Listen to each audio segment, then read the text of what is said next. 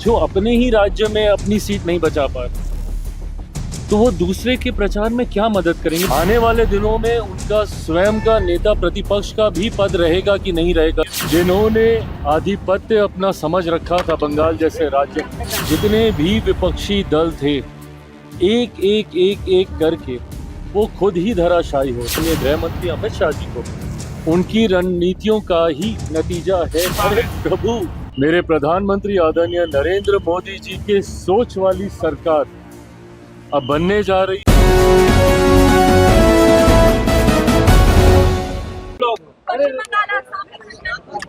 ये बंगाल की जीत मैं मानता हूं सही मायनों में एक ऐतिहासिक जीत है। बंगाल जिसके बारे में हमेशा कहा जाता था कि ये एनडीए भाजपा के लिए बंगाल जीतना कभी संभव नहीं होगा, पर आज बंगाल की जनता ने दिखा दिया कि उनका ये मतदान तुष्टीकरण के खिलाफ है, अहिंसा के खिलाफ है, भ्रष्टाचार के खिलाफ है, भय के खिलाफ है।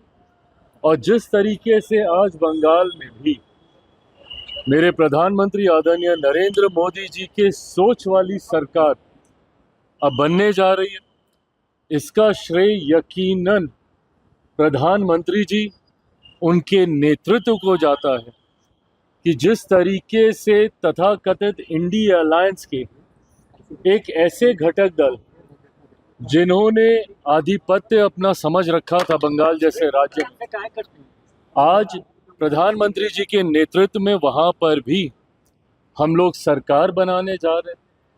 5 राज्यों में आए चुनाव परिणाम दर्शाता है कि किस तरीके से असम की जीत 2/3 से ज़्यादा लगभग सीटें जीतकर वहां पर भी सरकार बनाने जा रहे हैं, पुडुचेरी में।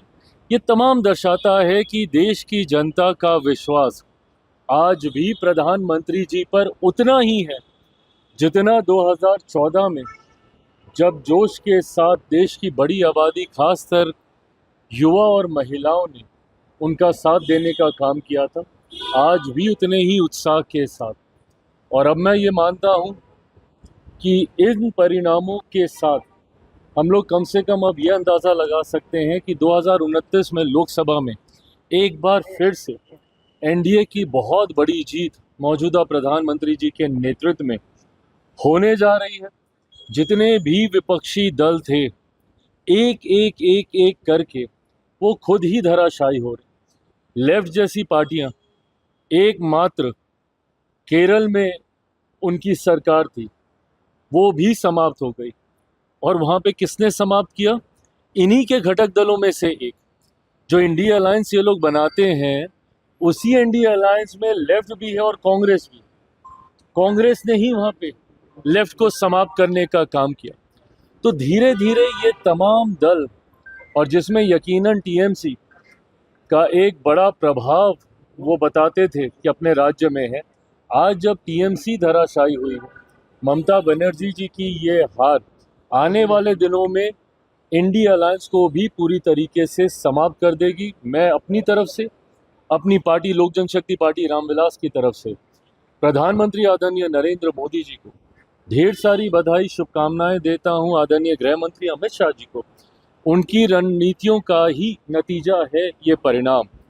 और खुशी इस बात की है कि भारतीय जनता पार्टी के राष्ट्रीय अध्यक्ष जो बिहार से ही हैं, उनके नेतृत्व में ये पहला चुनाव था और उनके नेतृत्व में भाजपा को एक बड़ी जीत हासिल हुई है। तो मैं भाजपा के राष्ट्रीय अध्यक्ष नितिन नवीन जी को भी ढेर सारी बधाई। सवाल है कि तेजस्वी गए चुनाव प्रचार करने, जिन राज्यों में वो राज्य हार गए, जहाँ गए ममता दीदी हराए, पर घुमा अरे प्रभु, जो अपने ही राज्य में अपनी सीट नहीं बचा पा रहे, तो वो दूसरे के प्रचार में क्या मदद करेंगे? देखिए, आज की तारीख में ये समझना होगा विपक्षी दलों को, तुष्टीकरण की राजनीति, हिंसा की राजनीति, भ्रष्टाचार की, भय की राजनीति देश की जनता अब नहीं स्वीकार करती है। और ये सब एक ही सोच की राजनीति करने वाले लोग हैं। भले वो राजद जैसी पार्टियां हों, भले वो टीएमसी जैसी पार्टियां हों, ये इसी सोच की राजनीति ये लोग करते हैं। तुष्टीकरण, एमवाई समीकरण बनाएंगे तो हिंसा करेंगे, भ्रष्टाचार करेंगे, अपराध का संरक्षण करेंगे। तो ये अपने में दर्शाता है ये परिणाम कि अब देश की जनता ऐसी राजनीति का समर्थन कतई नहीं करती। और जहाँ तक रही बात तेजस्वी जी की, आने वाले दिनों में उनका स्वयं का नेता प्रतिपक्ष का भी पद रहेगा कि नहीं रहेगा। जिस तरीके का असंतोष उनके गठबंधन, उनके विधायकों के बीच में देखने को मिल रहा है, वो नेता प्रतिपक्ष का भी पद बचा पाएंगे कि नहीं, इस पे भी अब प्रश्न चिन्ह उठ लेकिन रहा है। भ्रष्टाचार का भेंट लगातार चल रहा है। विक्रमशिला का जो वो पुल था, स्लैब वो गिर गया है। अब एयरपोर्ट का भी जो है टाइल्स वो गिरने लगे। देखिए, गुणवत्ता के साथ समझौता कतई बर्दाश्त नहीं किया जाएगा।